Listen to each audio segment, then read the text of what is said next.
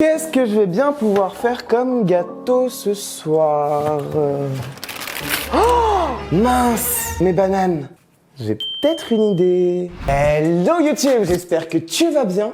Aujourd'hui, on se retrouve pour une recette anti-gaspi. Fini de jeter les bananes noires qui nous donnent pas envie. On a trouvé la recette. Elle est tendance depuis quelques années, on va dire, sur la toile. Et du coup, on va la découvrir aujourd'hui. On part pour un banana bread. Pour ce banana bread, il va nous falloir 180 g de farine, 180 g de sucre, 120 ml de lait, 60 g de beurre ramolli, une cuillère à café de cannelle, un demi-sachet de levure chimique, une pincée de sel, une cuillère à soupe de jus de citron, un gros œuf et 3 bananes bien mûres. Pour commencer cette recette, on va préchauffer notre four à 180 degrés. Une fois que c'est fait, je récupère un moule à cake et on va venir beurrer le fond et les bords. Une fois que c'est fait, on troque notre moule à cake contre un saladier. Dans ce saladier, on vient y verser notre farine, la levure chimique, le sel. Et si vous souhaitez, vous pouvez y rajouter des noix de pécan, des noisettes, des choses comme ça. À ce moment-là, moi personnellement, je n'en ai pas à la maison et en plus de ça, je voulais mettre de noix de base, mais j'ai une amie qui est à la maison et qui n'aime pas les noix, donc je ne vais rien y mettre.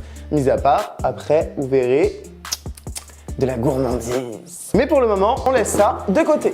Puis on vient récupérer notre lait ainsi que notre citron et on va les mélanger ensemble et on va venir faire du buttermilk. Je ne connais pas trop l'origine du buttermilk. En revanche, je sais que ça va donner un côté beaucoup plus aérien à la pâte. Donc on aime quand c'est moelleux. Non? Une fois mélangé, on va pouvoir également le mettre de côté. Bon, ça ne filmait pas, mais c'est pas grave. Dans mon robot, je viens d'y mettre mon beurre et j'y rajoute ensuite mon sucre en poudre. À partir de ce moment, mon micro a été coupé et j'ai pas fait attention, donc je vais continuer en voix off. Alors, donc là, je suis tout simplement en train de vous expliquer que j'ai mis mon sucre et que je vais désormais remélanger au robot.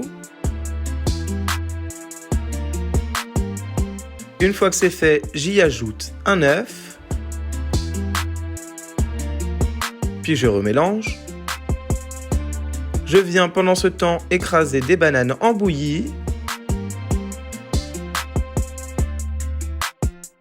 Et je l'incorpore à ma préparation. Ensuite, je vais y verser mon lait. Dans mes ingrédients secs, j'y rajoute de la cannelle. Et je vous laisse avec la suite de la vidéo. Bon, j'ai eu un petit problème lors du tournage. Vous n'avez pas la fin de la première partie avec le son original. Donc du coup, je vous ferai une petite voix off. Et là, du coup, je continue avec un micro qui est directement installé sur la caméra. Donc la qualité sera sûrement différente. Ce qui s'est passé, j'ai réalisé la recette. Là, je me suis retrouvé avec mon petit moule à cake rempli de mon banana bread. Je vais y ajouter mes pépites de chocolat noir de chez Vainé que j'adore. Et je viens remuer avec une petite cuillère. Ah oui, pour la quantité, moi j'ai mis tout le sachet. Mais vous pouvez varier selon vos plaisirs. Et comme je vous le disais tout à l'heure, vous pouvez mettre des noix, vous pouvez mettre des noix de pécan, vous pouvez mettre des noisettes, vous pouvez mettre plein de choses. Pareil, la cannelle est facultative. Et tout comme le chocolat, les seuls ingrédients, enfin les autres ingrédients par contre sont obligatoires. Mais sinon, voilà, les pépites de chocolat c'est pareil, c'est pas obligatoire. La cannelle non plus. Et les noix non plus. Vous pouvez le faire tout basique, hein. Mais je vous conseille quand même de rajouter du plaisir quand même.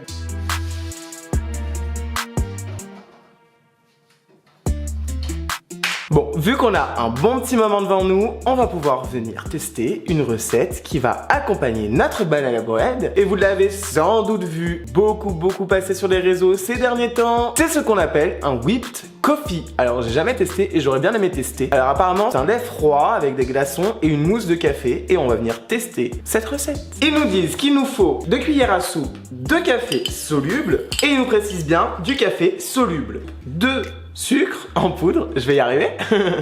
Il nous faudrait 1,5 à 2 cuillères à soupe. Il nous faudrait 1,5 à 2 cuillères à soupe de sucre en poudre. Et en vrai, ça fait 6 fois que je recommence cette phrase. Elle m'a vénère, sa mère. Cuillère à soupe d'eau frémissante que je viens juste de mettre à chauffer parce que je n'ai pas de bouilloire, mais vous pouvez le faire à la bouilloire aussi. Et ensuite, on va venir tester cette mousse. Donc je récupère mon eau frémissante.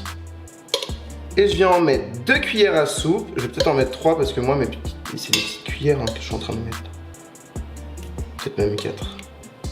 Et il faut venir battre le tout. Je vais peut-être rajouter un petit peu d'eau. J'en ai rajouté 3, je vais retester.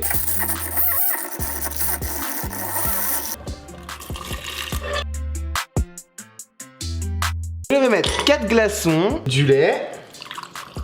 On va pas remplir entièrement. Donc on se laisse une petite marge pour mettre la mousse. On se récupère une cuillère à soupe et on va y déposer notre mousse de café. Et maintenant, on va pouvoir venir le déguster. Alors, on va bien remuer, puisque du coup, tout le café est dans la mousse. On peut pas lui reprocher que c'est pas joli. C'est très instagrammable, hein, on va pas se mentir. Et on va venir goûter ça. YouTube. Il est l'heure pour moi de vous annoncer que je viens de faire une putain de découverte. En vrai, il est super bon. C'est très esthétique.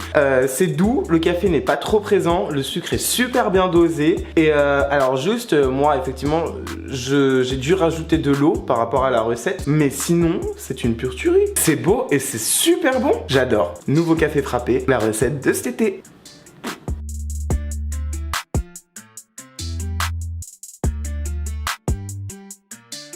Voilà, nous avons notre délicieux banana bread.